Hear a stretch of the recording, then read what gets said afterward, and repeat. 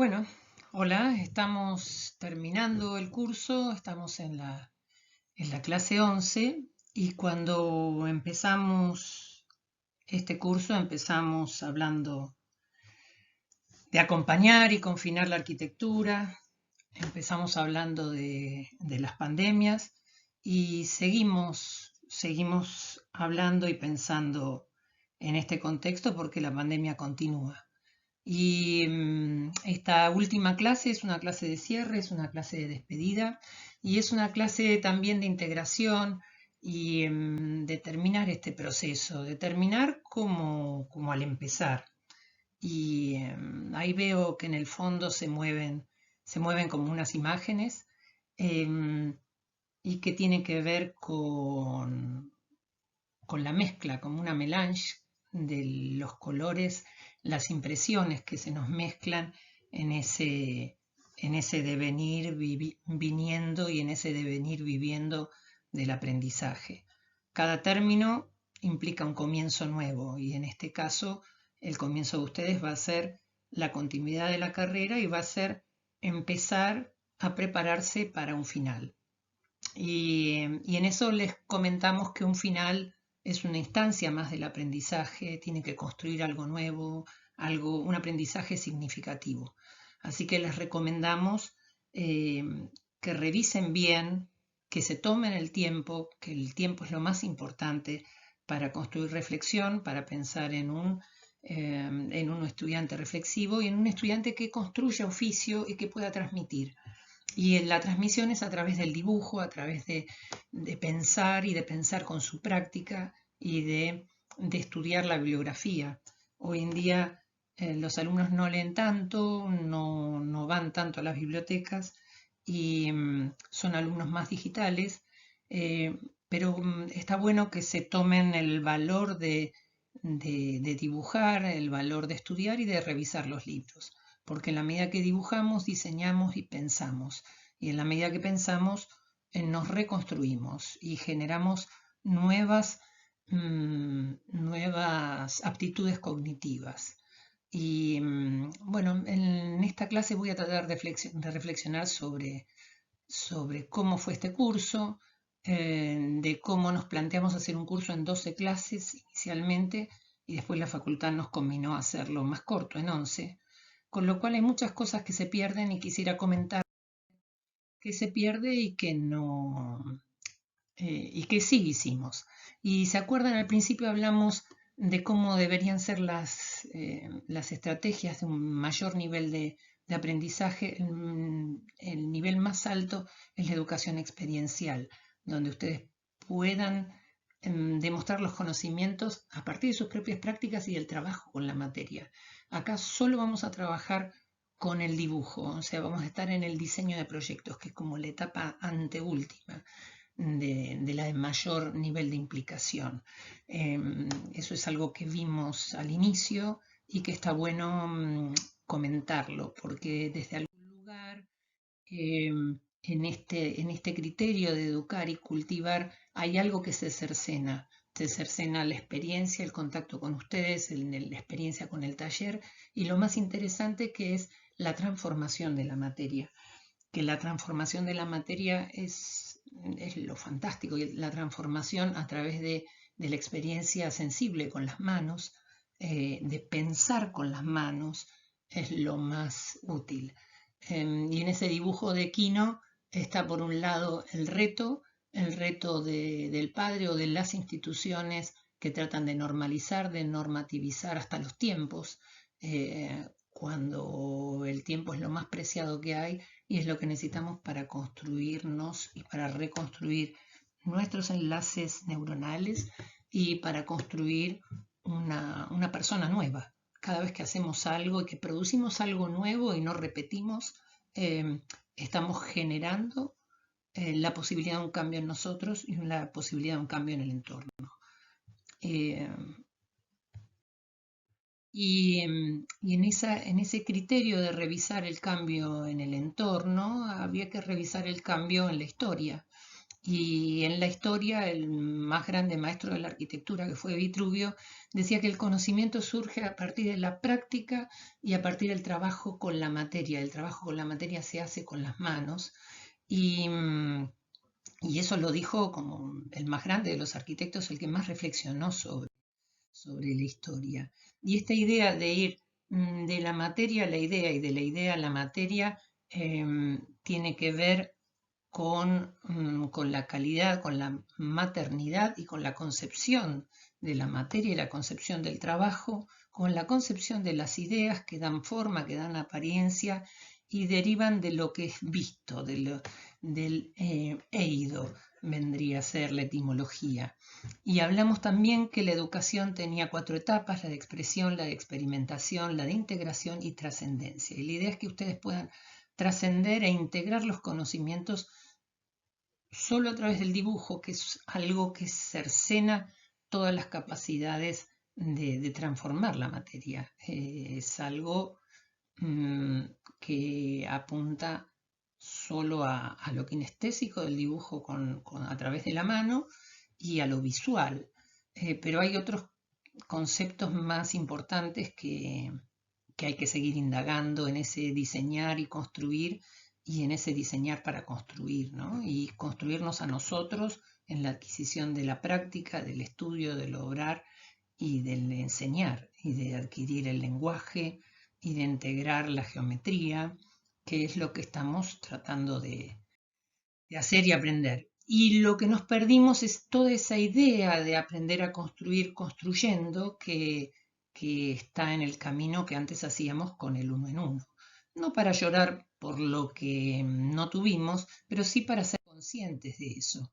Entonces nos faltó una experimentación con la materia que no la pudimos hacer por las dificultades de salir a comprar, por las dificultades de estar encerrados, por las dificultades de experimentar en grupo, que eso es lo que se hace en el taller, en la facultad, y por la capacidad sensible que a veces hacemos haciendo suelo cemento, haciendo experiencias también con barro o con bioconstrucción, cuando salimos a construir, cuando vemos que la construcción es algo grupal, es algo participativo y es algo que, que tiene que ver con construir con otros. Y en ese construir con otros se integra el cuerpo, se integran las manos, se integra el hacer y el pensar. Y lo más interesante que nosotros decimos que habría que aprender a construir construyendo, y para eso diseñamos una forma nueva de enseñar a construir, que es haciendo maquetas, ya que no podemos construir con materiales reales porque sería mucho más caro, que sería la mejor forma tener un taller de construcciones, ¿no? Nuestro laboratorio es un taller de construcciones para experimentar. Nuestro taller es una experimentación que se acerca al uno en uno, que ustedes no lo vieron, están viendo el construir en escala. Vieron apenas una primera aproximación al uno en uno. Y esa idea de laboratorio, esa idea como de las cinco patas que tiene que ver con la construcción, con la tecnología, con la práctica, con lo cuantitativo, con el observar, con el supervisar, tiene que ver con el pentágono, con las 5 formas, y tiene que ver también con lo que nos faltó y lo que sí hicimos. Y lo que nos faltó es revisar un poco los procesos. Los procesos es una forma más del tiempo condensado, es que nosotros lo vimos someramente incitándolos a que vean en YouTube los videos de sistemas constructivos. Y acá estaría en la definición los procesos, como nosotros más o menos lo entendemos en 4 etapas, como para que ustedes también le pongan letra, le pongan palabra, porque los procesos habría que describirlos para que todo el mundo los pueda construir de la forma más sencilla, más lógica, más racional y más fructífera. ¿Por qué no decir más bella, más útil? Y en esa utilidad se encuentra el espacio, se encuentra el tiempo, se encuentra el costo y se encuentra la racionalidad. Y así como lo vimos anteriormente en la estructura independiente, acá lo estaríamos viendo en los procesos, un proceso en 4 etapas para el steel frame, ¿no? Que sería obviamente la platea, montar los paneles verticales, montar el entrepiso, después el segundo piso y por último la cubierta y después hacer todos el entrepiso y todos los cierres y los completamientos y los interiores, etcétera, etcétera. Y en ese proceso lo mismo para el casaforma y ahí estaría una revisión de los procesos constructivos en aproximadamente 4 etapas y en 44 lo que se llama un listado de tareas. Esos listados de tareas nunca están de más hacerlos, nunca están de más pensarlos y es algo que nos faltó por falta de tiempo y que se los dejamos como ejemplo para que los estudien y los puedan pensar si van a preparar el final. El final va a constar de un portfolio donde hagan los dibujos de los cortes y donde revisen los procesos constructivos. También, esto es a manera de guía, hicimos uno, pero podrían hacerlo para el resto de los sistemas. Y lo que no vimos es otra forma de aprendizaje que tiene que ver con lo que serían los pliegos de bases y condiciones con los cuales se contratan las obras. ¿Y eso qué quiere decir? Las obras se tienen que dibujar y también se tienen que definir los procesos para que todos coticen lo mismo y para que todos se sigan las reglas del arte. Esto del arte y del oficio que nosotros tenemos y que construimos, en algunos casos están explicados en lo que se llaman los pliegos de bases y condiciones, que se hacen generalmente para la obra pública, pero que son una forma muy criteriosa de establecer las reglas del arte. En la construcción tradicional hay muchas reglas del arte que no se dicen en los libros, pero que están implícitas en la cultura de la construcción. Pero por estar implícitas no está mal que las estudien. Acá están explicitadas muy claramente, de una forma muy práctica, muy interesante, y están en nuestro libro. Vamos a la que sigue. Fíjense cómo están descubiertas y desveladas las formas de los listados de tareas y los ítems de las tareas y qué cosas se tienen en cuenta en esos procesos.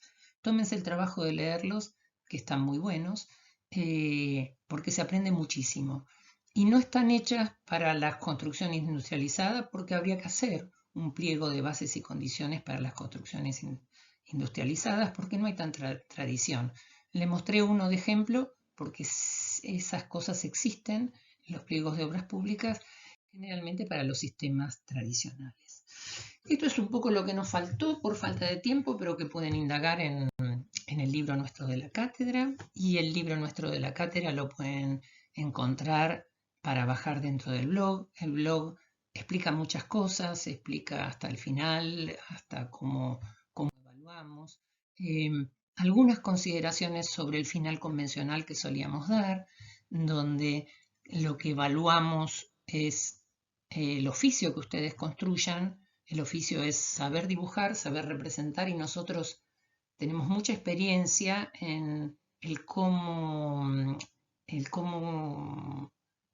ustedes dibujan, el cómo uno dibuja representa lo que uno sabe, las hipótesis, representa el conocimiento. Y generalmente esos finales se hacen comparando, también intervienen los alumnos en la evaluación y en esta oportunidad no vamos a poder hacer esas comparaciones para poder evaluar por categorías de evaluación, por criterios de comprensión, y lo vamos a hacer de una forma distinta, lamentablemente, y no vamos a poder tener esa interacción tan piola.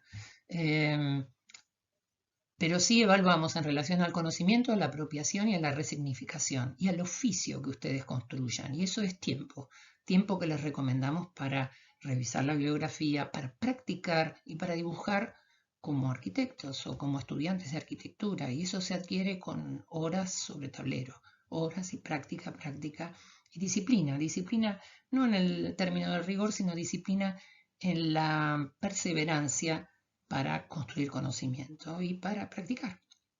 Y bueno, y se practican con los 4 sistemas constructivos y no copiando, construyendo conocimiento. Y otra cosa que está en el blog es el programa. También les vamos a pedir que hagan un portfolio. Un portfolio sería lo mejor que ustedes pueden hacer como trabajo.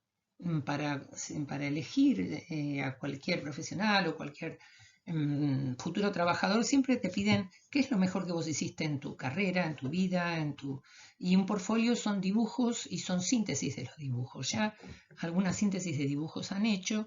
Ustedes van a tener que revisar la bibliografía, fundamentalmente la bibliografía obligatoria y las unidades temáticas. Y en base a elegir un tema, a relacionarlo con los cortes y con la bibliografía, van a hacer alguna lámina síntesis. Y eso va a constituir el portfolio. Y en esa lámina síntesis van a encontrar dentro del blog toda la bibliografía. Ahí solo tienen que cliquear en los contenidos y en las páginas. Y gracias a Dios en el blog están todos los índices para que puedan bajar toda la bibliografía obligatoria, ya que no tenemos la biblioteca abierta en la facultad. Práctica que utilizábamos todos los estudiantes cuando éramos estudiantes para meterle 2 semanas, para sacar los libros o para estar en la biblioteca, porque en la biblioteca también se aprende por ósmosis, se aprende por dedicación, se aprende por tiempo y se aprende por el valor de revisar los libros, de tomar notas, de tomar apuntes, de hacer síntesis.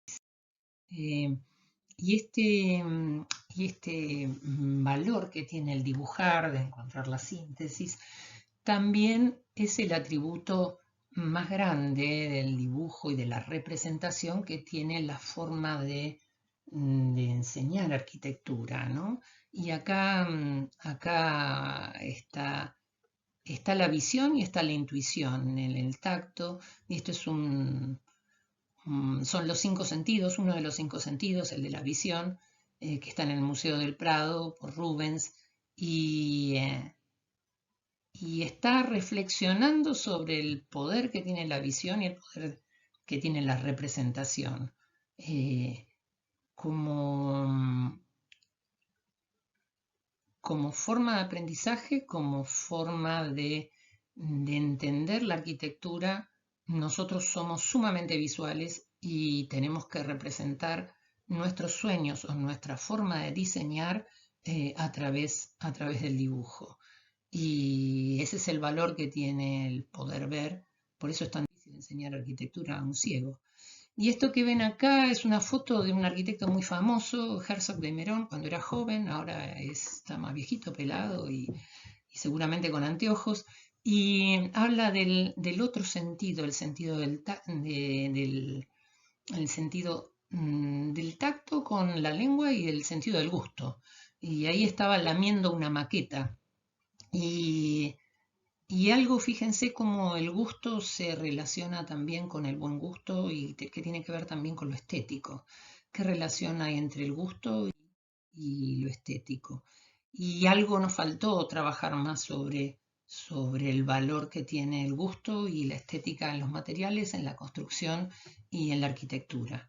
También nos faltó reflexionar algo más o poder trabajar con los materiales. Y acá un concepto muy importante que es la idea de isotropía o anisotropía. La anisotropía es la distinta, iso es igual forma, isotropos, y la anisotropía es la distinta forma de cómo las propiedades en un material que se llama anisótropo, precisamente la madera, como tiene fibras, en un sentido responde muy bien, en el sentido en contra de las vetas responde muy bien, y en el sentido a favor de las vetas uno podría cortar con un hacha esa madera en dos, o sea, y mientras que si ponemos un hacha, un serrucho en el otro sentido, las vetas se opondrían a la fuerza y opondrían mayor resistencia.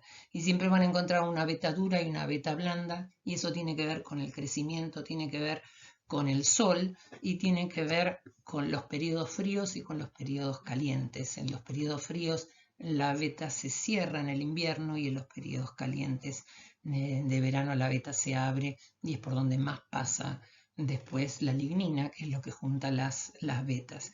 Y eso te da una idea de la antigüedad de la madera y te da una idea del tiempo. Y eso es lo que nosotros estamos trabajando, el tiempo para construir el oficio, para construir el conocimiento y el tiempo para pensar. Y otra cosa que nos faltó en ese tiempo para pensar es reflexionar también sobre las propiedades de lo térmico en todos los materiales y en los sistemas constructivos.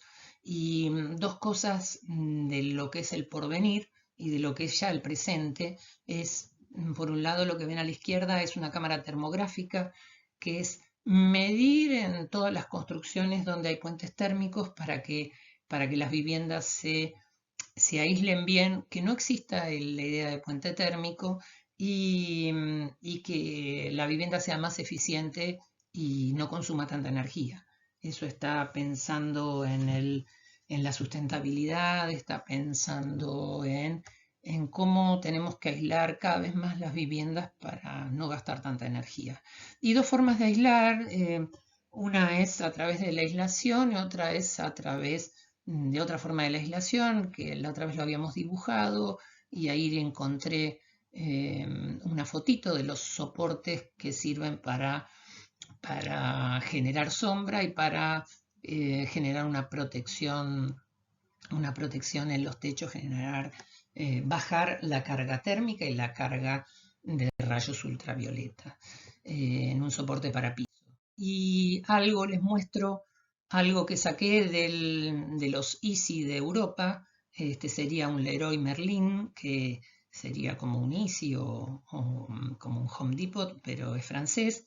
Están también en España y fíjense todos los sistemas de aislación térmica exterior. SATE quiere decir eso, sistema de aislación térmica exterior, sería la traducción. Para revestir las casas con aislamiento térmico de poliuretano o de poliestireno para ganar esa aislación, que es lo que está desde hace 10 años y lo que va a continuar y va a llegar a la Argentina y vamos a tener que seguir trabajando en la sustentabilidad. ¿Qué otra cosa más nos hubiera sido interesante trabajar? Todos los aspectos que tienen que ver con la resistencia, tanto del peso específico en los materiales nuevos y en los materiales compuestos, en los compuestos de materiales, en los terciados, en los CTL, en los materiales de nueva generación, que son materiales de mezclas, que son materiales que se van a diseñar con plásticos que se unen entre sí, con maderas que se unen entre sí, con fibras que se unen entre sí. Y eso es un poco lo que viene y que estaría bueno poder desarrollarlo cuando hay tiempo.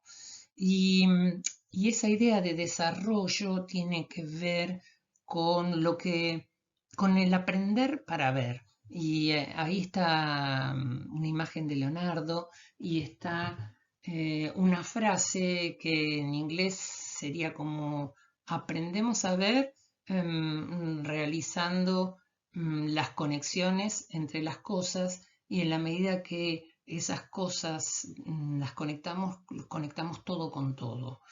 Y, y Leonardo como gran visionario, como excelente dibujante, ahí les puse un bonus track de los instrumentos que usaba Leonardo. Eso lo obtuve en una visita al atelier de Leonardo en Francia, en Clos-Lucé, eso es en Amboise, y ahí están réplicas de las herramientas que usaba para dibujar, desde unos carboncillos hasta unas puntas metálicas y unas puntitas de grafito. Y, y los libros que eran libritos así chiquititos, como si fuera una Moleskine, una agenda chiquitita, donde condensaba el conocimiento. Conocimiento para sí, y conocimiento donde reflexionamos, bueno, como el más grande arquitecto de la historia. Y la idea del dibujo también es la idea de descifrar un enigma que estaba en la cuadratura del círculo que estaba en El hombre de Vitruvio, como un enigma que había hecho Vitruvio para encontrar la cuadratura del círculo que Leonardo lo resuelve en ese dibujo, ¿no? Un dibujo que abre al Renacimiento. El dibujo también como forma de disección, en este caso como una forma casi anatómica de encontrar la verdad. El dibujo también tiene otra connotación, y este es el aprendizaje de ustedes, un dibujo como experimentación tanto de lo consciente como del inconsciente. Esto es un dibujo de Escher que refiere a la esfera, que refiere al conocimiento, que refiere a la cabeza, refiere al reflejo y al reflejo del inconsciente, al reflejo del oculto, y ahí estaría Freud, como si Escher se mirara y se encuentra con su propio inconsciente, y en esa reflexión ahí existe la reflexión de la luz y la reflexión sobre el propio espacio. También trabaja Escher sobre el espacio infinito y el espacio-tiempo. Y acá un dibujo como un portfolio del más grande, podemos decir, de los arquitectos de la historia y el mejor dibujante de la historia.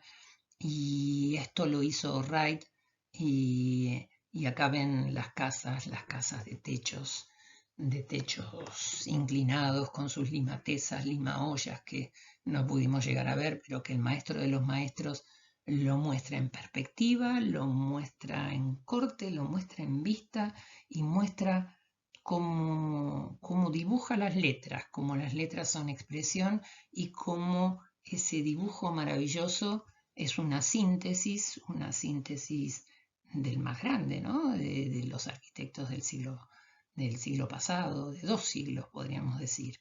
Y lo hace como un portfolio en un contexto donde Wright se exilia, huye de su mujer con su otra mujer y se exilia en Europa y vuelve a redibujar las casas que había hecho. Y lo vuelve a redibujar para una exposición en un museo. Un poco les cuento las biografías y las mezclo con la historia para entender y para disfrutar de ese entendimiento que nos permite el dibujo.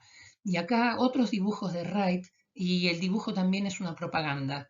El dibujo lo usaba como una propaganda para difundir sus casas y para difundirlo, y no los difundía en las revistas de arquitectura, los difundía en las revistas para las mujeres, en las revistas que iban a las peluquerías, como, no sé, Radiolandia, Antena, no sé, TV Guía, todas esas, no sé, ahora se llamarían paparazzi, no sé, las revistas para poder vender. Era un gran propagandista, bueno, tanto Wright como Le Corbusier.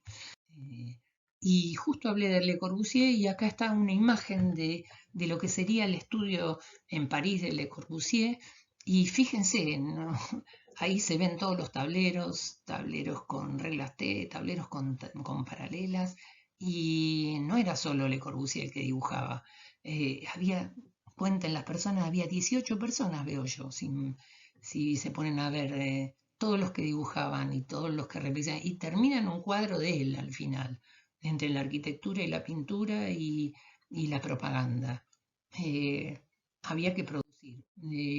Y esto es en la facultad, produciendo como es un examen final, todos dibujando, todos eh, constreñidos en la disciplina del dibujo, y también el final mmm, requiere un poco de nervios y un poquito de ansiedad por tener que demostrar el conocimiento. Y ustedes van a tener 1 hora y media cuando den el final, por eso les recomendamos que vayan bien seguros, bien preparados y que practiquen mucho. Y solo preséntense si se sienten seguros. Cuando se sientan seguros, vencen sus propios obstáculos, miedos, y tienen que demostrar que pueden hacer un corte muy bien en 1 hora y media, sin copiar, obviamente, haciéndolo. Y para eso hay que ponerse cancheros, como jugando al ajedrez en contrarreloj, en jugadas simultáneas.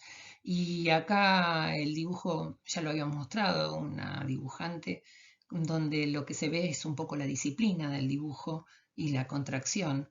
disciplina en términos de reflexión, disciplina en términos del cuidado, disciplina en términos de tratar de dar lo mejor de sí. Y en ese dar lo mejor de sí, ese ejemplo de la compañerita que con la mayor de las alegrías y la mayor de las dificultades de tener una discapacidad, de sobreponerse a la dificultad, él quiso hacer el final como todo, sin ningún tipo de privilegios y se largó a vencer sus propios miedos. Y al vencer su propia discapacidad es una forma cognitiva de demostrarnos que no tenemos barreras, ¿no? Y eso es un salto significativo y es un excelente referente para nosotros. Y cuando evaluamos, ¿qué evaluamos en la forma de representación? Y bueno, evaluamos lo estructural, lo hidrófugo, lo térmico y también que sepan expresar el lenguaje, que son las especificaciones técnicas, que sea claro, que puedan tener excelente letra para que los entienda gente que en la construcción a veces no completó su escolaridad. O sea, los arquitectos dibujan la letra también como Wright. Y ese dibujo tiene que ver con una expresión hacia el otro, para que el otro comprenda de la mejor manera posible y que no haya interpretación a dudas. Y esa interpretación a dudas, también les pedimos que hagan un portfolio, o sea, dos cosas tienen que hacer en el portfolio. O un buen corte que sintetice los procesos y un mejor dibujo que sintetice el programa con la bibliografía, con cualquier aspecto que ustedes hayan querido desarrollar. Y este era un gráfico que hizo una alumna de este curso que realmente fue maravilloso y habla de una sensibilidad y una integración de los contenidos genial, con mucho criterio y con criterio de síntesis. Y acá vemos otros dibujos hechos por alumnos de otros cuatrimestres que sintetizan los conceptos en dibujos y sintetizan las ideas, y eso es lo que vamos a pedir para ese portafolio o para ese portfolio que presenten en el final. Dos imágenes, ¿no? Una de los cortes o del proceso de los cortes y otra de los contenidos y el programa, y algo que hayan elegido ustedes para sintetizar. Y para sintetizar los conceptos en la historia, estábamos hablando que Vitruvio había escrito sobre los 10 libros de la arquitectura, esto ya lo mostramos como el teórico más importante. Y los libros de arquitectura en esa época eran libros de filosofía, casi, y eran libros que, digo, como el de Vitruvio, como el de Alberti, que describía el arte de edificar como un proceso casi filosófico, tanto como la descripción de la pintura, porque no había distinción entre la escultura, la pintura y la arquitectura. Recién en el Renacimiento empiezan un poquito a separarse. Y se separan con un libro que fue el libro más clásico, más editado y más vendido en toda la historia de la arquitectura, que eran el libro o el canon de los 5 órdenes. ¿Se acuerdan del 5 como pentágono? El canon de los 5 órdenes lo escribió un tipo llamado Vignola. Ahora ya no se usa más el Vignola, pero Vignola no era cualquier arquitecto, fue secretario de la Academia Vitruviana. Y fíjense, acá les muestro como una síntesis de lo que era el libro de Vignola, que era un libro del 1500, y los 5 órdenes son los 3 órdenes griegos clásicos, el dórico, el jónico y el corintio, y 2 órdenes más, uno el toscano y el compuesto, que era la mezcla del dórico con el corintio. La mezcla del jónico con el corintio, que se ve ahí en el dibujito de abajo. Y fíjense, lo muestro esto como para revisar la historia, ¿no? El poder que tenía en los dibujos y las imágenes. Y ese libro era un libro que todos los estudiantes, hasta 1960 se usó, no hace tanto, porque se creía, los clasicistas, era que la arquitectura se enseñaba a través de la copia. Y eso es lo que nosotros queremos dejar a un lado.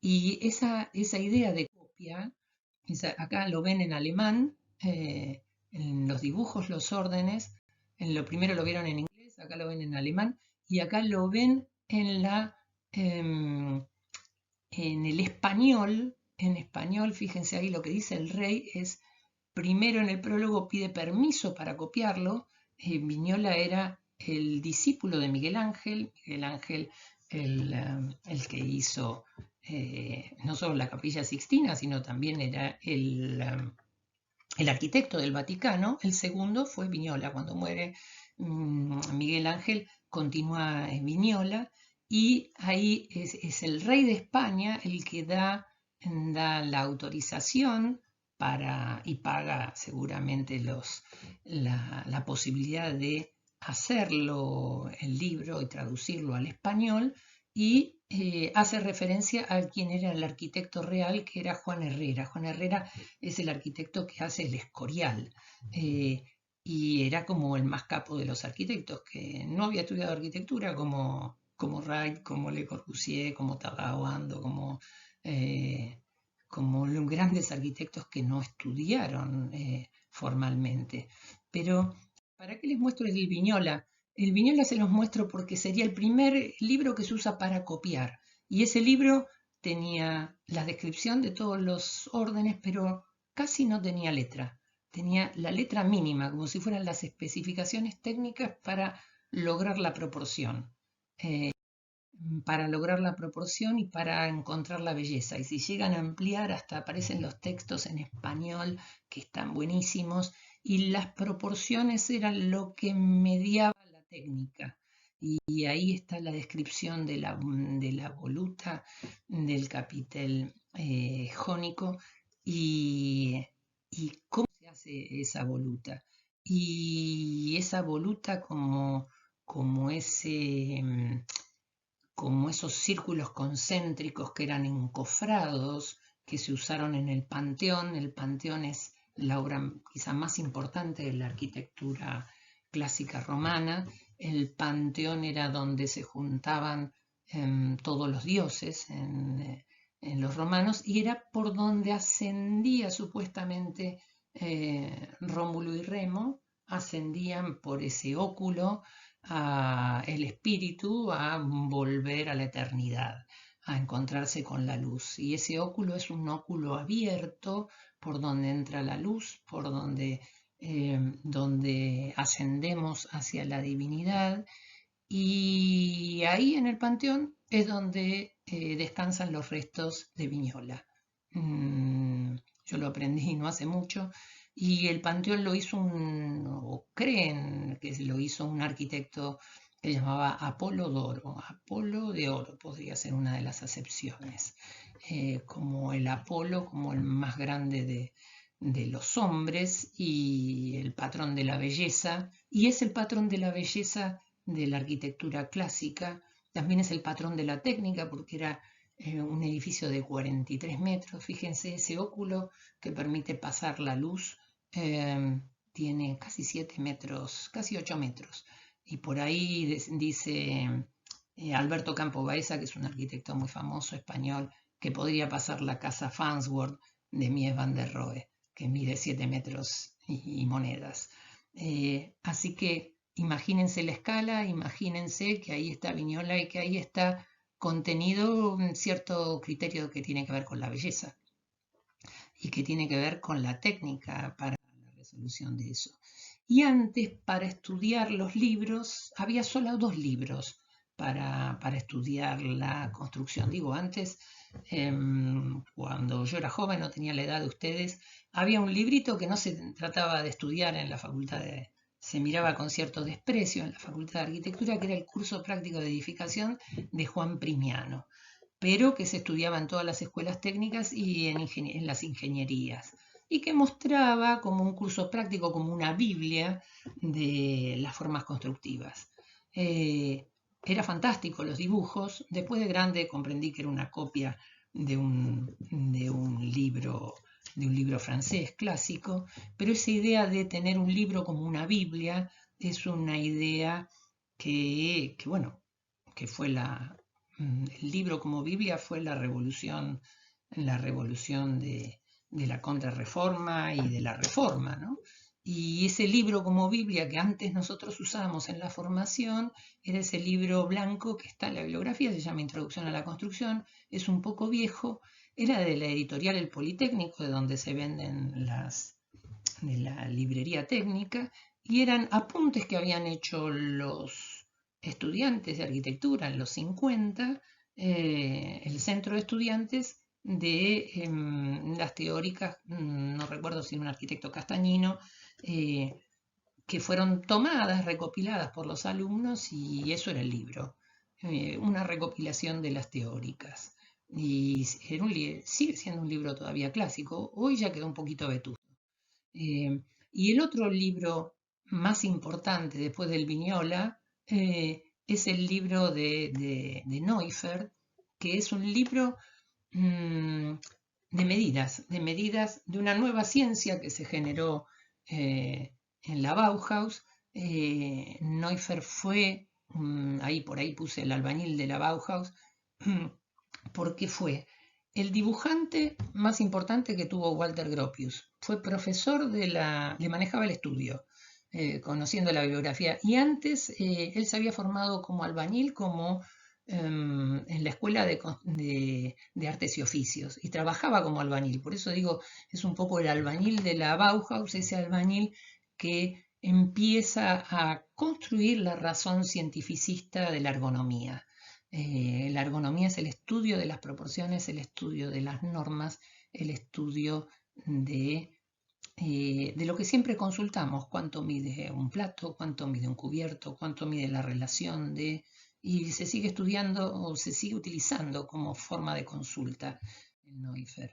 Y otras formas de consulta que todos usamos cuando estudiamos como jóvenes era ese libro de Le Corbusier, una forma de propaganda de cómo debía cambiar la arquitectura. Se llamaba Hacia una arquitectura y muchos hasta lo leímos o lo hojeamos en francés, porque yo no leo bien francés, pero se llama Vers une architecture, se diría, y hablaba de el espíritu nuevo, de cómo debía ser la arquitectura de la modernidad. Esta es una versión distinta, pero de de una de las formas que estudiamos.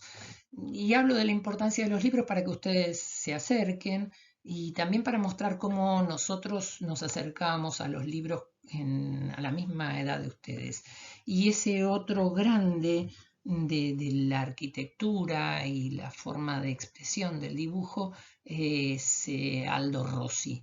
Aldo Rossi es un arquitecto italiano que fue el gran inspirador de la posmodernidad y ahí en ese libro que se llama La arquitectura de la ciudad, Rossi habla de la ciudad eh, entendida como arquitectura y como una construcción en el tiempo. Y tenía una forma de dibujar muy interesante donde repensaba la historia y repensaba la arquitectura. Rossi también fue maestro de ese muchachito de anteojos que le ponía la lengua, de Herzog de Merón, un arquitecto, bueno, muy importante en la actualidad, ¿no? Y también les quiero mostrar otros libros que para mí fueron muy útiles cuando tenía la edad de ustedes y ya para pensarlos desde el aquí y ahora, pensarlos desde la argentinidad al palo, podríamos decirlo, y eran dos grandes maestros de la arquitectura argentina. Uno es Jorge Tonieri con su polémica en la arquitectura, que fue el primero que se animó a decir la arquitectura es un trabajo, dejémonos de joder, es un trabajo como cualquier otro. La arquitectura es hacer todos los procesos que genera, desde lo administrativo, la gestión, hacer las compras, hacer el proyecto, hacer la construcción, conseguir el cliente. Es un trabajo y esa polémica que sacaba al arquitecto del pedestal, sino ponerlo como un trabajador más, era muy propia de los 70, así como era muy propia de los 70 la reflexión que hacía un gran historiador y un excelente arquitecto que fue Claudio Caveri, de revisar la arquitectura a través de la historia y los sistemas sociales, en dos libritos que también nos marcaron.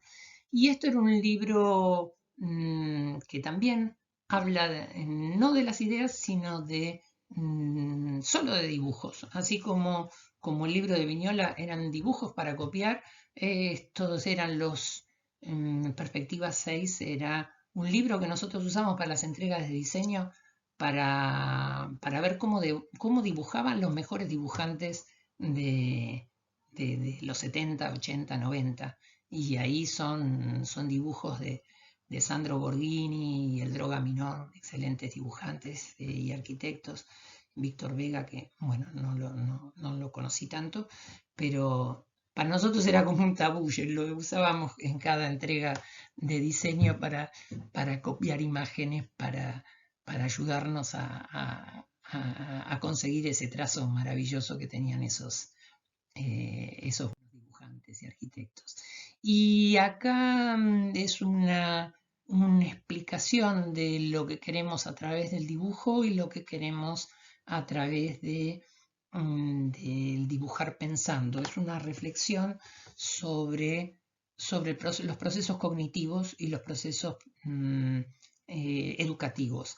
Y hay un autor, Donald John, me faltó la diéresis en la O, los dos puntitos, que es un autor de origen estadounidense, creo que era el canadiense, John, y trabaja es de los 80, y trabaja sobre ideas de un filósofo y educador que se llamaba John Dewey, y Dewey hablaba de la función del pedagogo y la función que tenemos que generar en los alumnos, que es de un ser reflexivo, no un ser copista, sino un ser que se retroalimente del dibujar. Y John hablaba de el profesional que queremos o el estudiante que queremos es alguien que se pregunte por qué hago lo que hago y que se lo pregunte en el antes, en el durante y el después. Ahí me faltó la tilde en el después.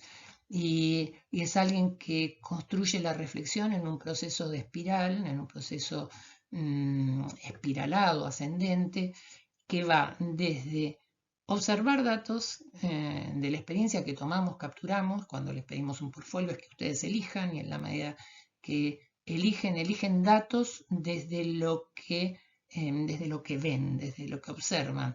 Ahí, en la observación y en cómo dibujan, construyen y agregan significado. En la medida que agregan significado, construyen hipótesis, extraen conclusiones, adoptan creencias y generan acciones basadas en las creencias. Y eso es muy propio del proceso del diseño y es muy propio de la descripción de los procesos cognitivos, de los procesos cognitivos más significativos, ¿no? Que es lo que les queremos pedir para que ustedes construyan el oficio de ser buenos estudiantes. Y en esa idea que les proponemos para los finales de revisar a través del dibujo, si en Rossi el dibujo es la construcción de una hipótesis, como veíamos ahí en Donald John, es también la imaginación del científico y es el rigor del poeta. También podríamos decir que es la imaginación del poeta y el rigor del científico. También podríamos decir que es la imaginación del estudiante o el rigor que tiene que tener el estudiante y también, ¿por qué no?, el diletante. Y en ese diletar sobre el pensar del dibujo, ahí van unas reflexiones que también podría ser poesía como forma de crear algo nuevo, como poiesis, y es el dibujo que piensa, no trata de revisar la forma en el sentir de la copia, no trata de alcanzar mesura en la divina proporción ni en la medida de la técnica, trata de indagar o descifrar el porqué, al abrazar la función, la omisión o el delito. El delito, como en este caso sería como ornato, que es lo que se veía en la modernidad, ¿no? Y trata de rehacer el proceso, de rehacer en el sentido de la construcción, de la deconstrucción y de la reconstrucción del sentido. Y en ese sentido, como para cerrar, en ese sentido, iniciamos reflexionando sobre la pandemia, iniciamos y estamos terminando el cuatrimestre reflexionando o continuando la pandemia. Y cuando nosotros empezamos siempre las clases, en este cuatrimestre no lo hicimos, empezamos como cantando cantando un mantra que está tomado de un texto de Confucio que dice: me dicen y olvido, si veo recuerdo, encontré respuesta, yo hago y entiendo. Y se los hacemos cantar a todos ustedes y le ponemos música de distinta forma, hasta lo podríamos tararear. A mí me gusta con una del negro, se me fue la memoria. Me dicen y olvido, si veo recuerdo, encontré respuesta, yo hago y entiendo. Algunos también la cantan como Queen y le ponen me dicen y olvido. Bueno, y la vuelven a cantar y un poco riendo en el sentido de encontrar la respuesta. Y en esa idea también de Homo sapiens, también se habla de Homo faber, del hombre que construye, pero también es el hombre faber como el lápiz, en broma, el lápiz faber también es el hombre que dibuja y es el hombre que también en pandemia construye poesía, digamos, ¿no? Que construye algo nuevo. Fíjense que la etimología de pandemia es por un lado, pandemia es de todos los demonios, es el que todos los demonios se han desatado. También otra de las etimologías de pandemia es de la enfermedad extendida en el demos, y enfermedad tiene que ver con lo que se queda quieto, con lo que se queda estático, y la forma de no quedarse estático es en la de producir algo nuevo, en la producción de reflexión y, por qué no, en la producción de la poesía. Y en ese camino de la producción de algo nuevo es el camino que nos vamos a continuar viendo seguramente en un examen o en el resto de la vida. Y les dejo la última diapositiva, que es una poesía que hice para que ustedes lean y para que nos ayude a pensar dibujando, a pensar haciendo y a producir un mundo mejor. Así que muchas gracias por el camino y nos veremos en cualquier otra oportunidad. Hasta luego.